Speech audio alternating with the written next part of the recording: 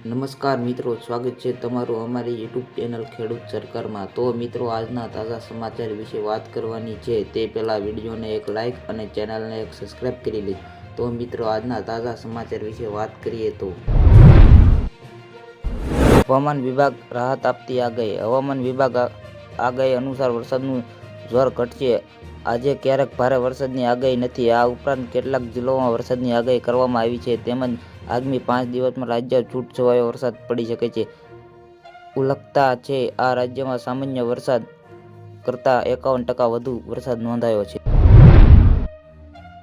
તમારા ખાતામાં આવ્યા પીએમ કિસાન યોજનાના પૈસા? જો તમે જાણવા માંગતા હોય કે તમારા ખાતામાં તમારા હપ્તાના પૈસા જમા થાય કે નહીં, તો તમે જઈને તમારું સ્ટેટસ ચેક કરી શકો છો।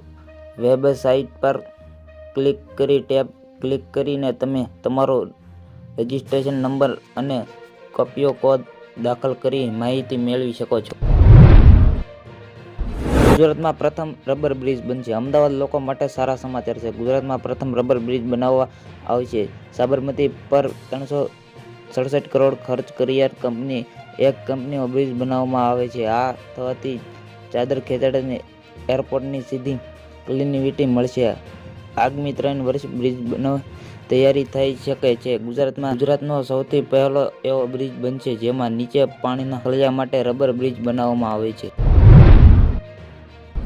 આજે ખેડૂતોના ખાતામાં પૈસા આવશે। પીએમ મોદી આજે પ્રધાનમંત્રી કિસાન સમ્માન નિધિ 18મો હપ્તો બહાર પાડશે।